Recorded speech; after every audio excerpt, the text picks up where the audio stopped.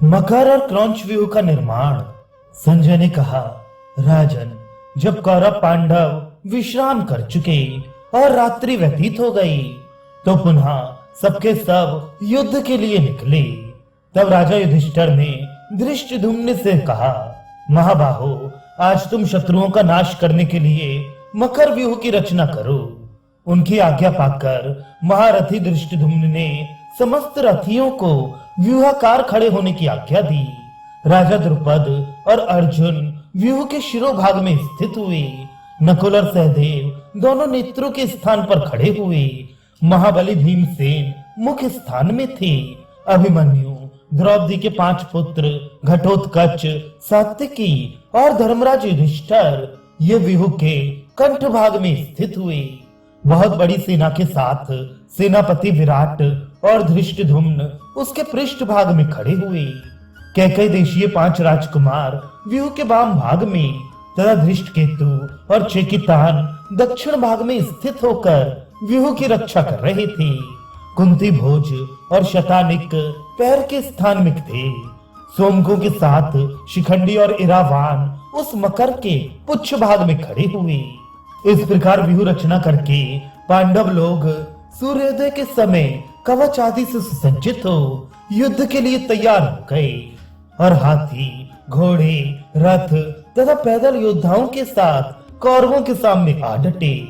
राजन, पांडव सेना की व्यूह रचना देखकर भीष्म ने उसके मुकाबले में बहुत बड़ी क्रौंच व्यूह का निर्माण किया।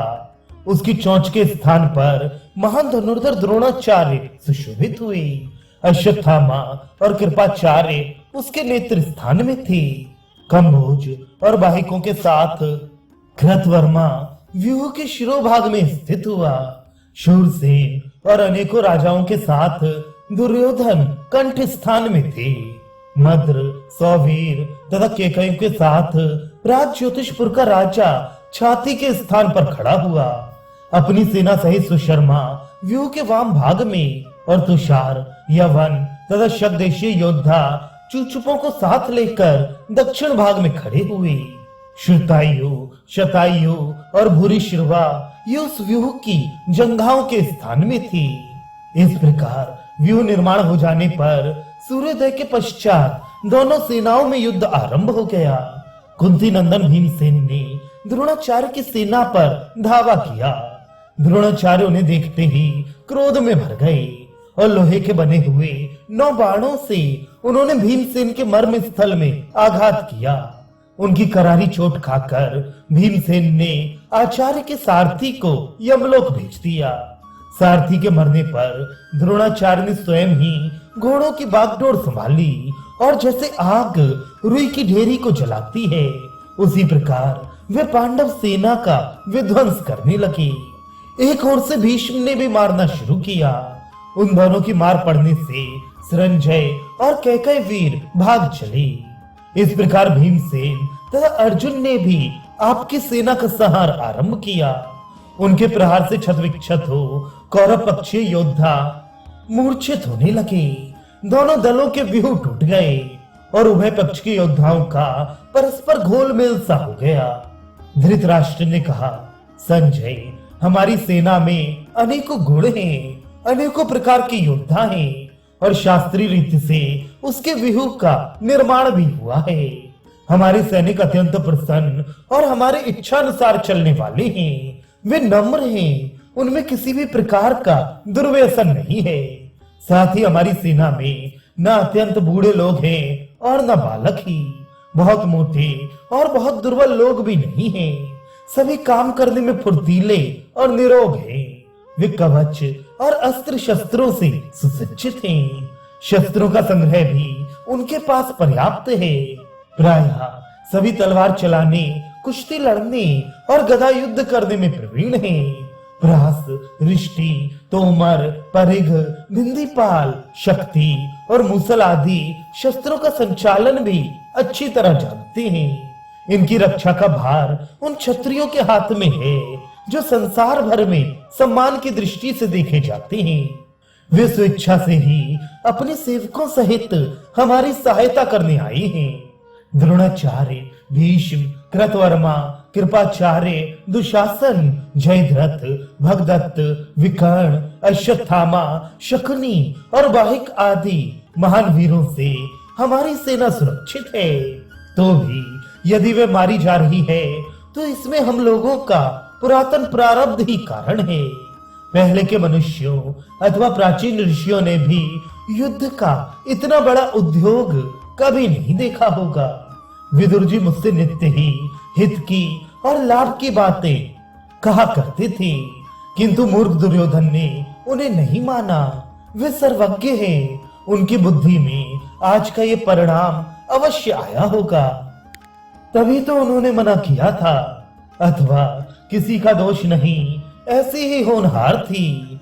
विधाता ने पहले से जैसा लिख दिया है वैसा ही होगा, उसे कोई टाल नहीं सकता। संजय बोले, राजन, अपने ही अपराध से आपको इस संकट का सामना करना पड़ता है। पहले जो जुए का खेल हुआ था और आज जो पांडवों के साथ युद्ध छेड़ा गया है, इन दोनों में आपका ही दोष है।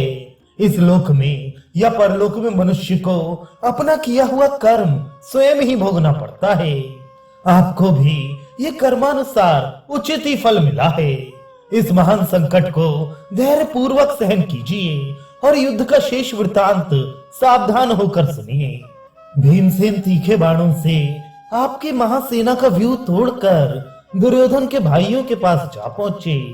यद्यपि भीष्म जी उस सेना की सब ओर से रक्षा कर रहे थे, तो भी दुशासन, दुर्विषह, दुस्सह, दुर्मद, जय, जयसेन, विकर्ण, चित्रसेन, सुदर्शन, चारुचित्र, सुवर्मा, दुष्कर्ण और कर्ण आदि आपके महारथी पुत्रों को वहां पास ही देखकर वे उस महासेना के भीतर घुस गए तथा हाथी, घोड़े और रथों पर चढ़े हुए कौरव सेना के प्रधान वीरों को मार डाला।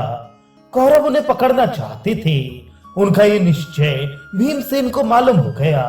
तब उन्होंने वहां उपस्थित हुए आपके पुत्रों को मार डालने का विचार किया। बस उन्होंने गदा उठाई और अपना रथ छोड़ उस महासागर के समान सेना में कूदकर उसका संहार करने लगे। उसी समय धृष्टद्युम्न भीमसेन के रथ के पास आ पहुंचा। उसने देखा रथ खाली है और केवल भीम का सारथी विशोक वहां मौजूद है। धृष्टद्युम्न मन ही मन बहुत दुखी हुआ। उसकी चेतना लुप्त होने लगी। आंखों से आंसू छलक पड़े और उच्छ्वास लेते हुए उसने गदगद कंठ से पूछा, विशोक, मेरे प्राणों से भी बढ़कर प्रिय भीमसेन कहाँ हैं?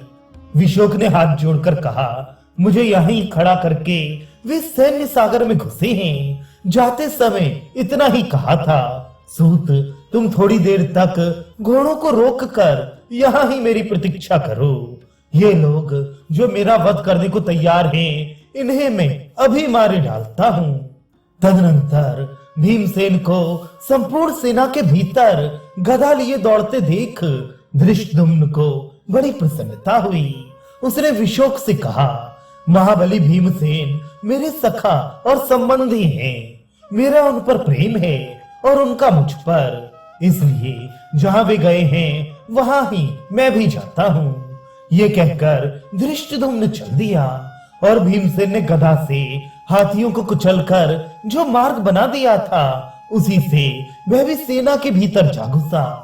धृष्टद्युम्न ने देखा जैसे आंधी वृक्षों को तोड़ डालती है, उसी प्रकार भीम भी शत्रु सेना का संहार कर रहे हैं तथा उनकी गदा की चोट से आहत होकर रथी, घुड़सवार, पैदल और हाथी सवार आर्तनाद कर रहे हैं।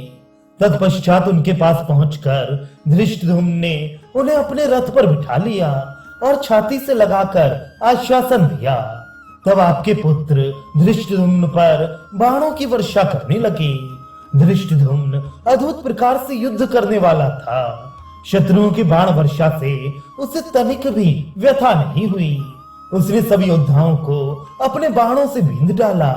इसके बाद भी आपके पुत्रों को बढ़ते देख महारथी द्रुपद कुमार ने प्रमोहन अस्त्र का प्रयोग किया।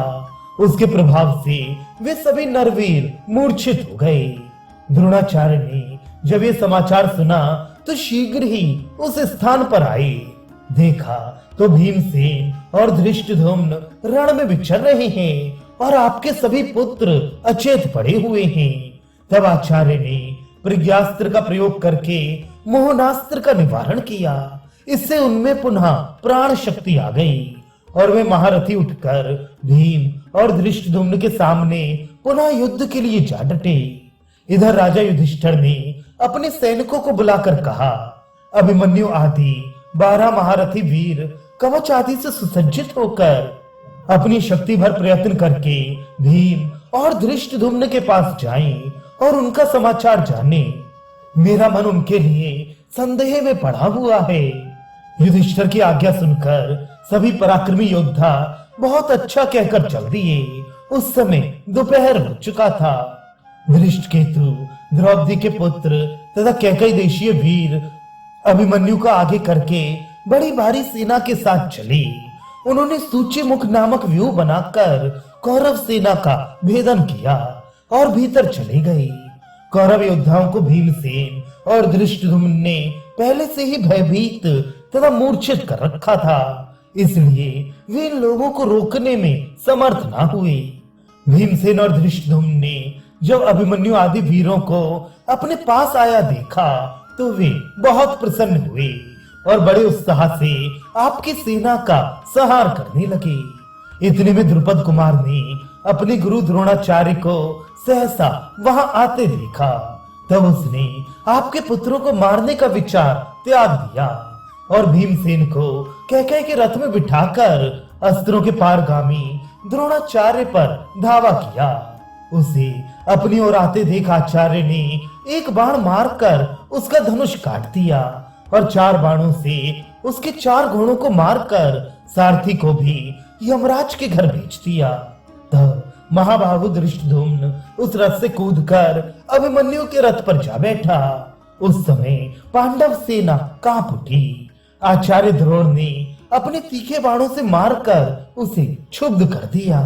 दूसरी ओर से महाबली भीष्म जी भी पांडव सेना का संहार करने लगे।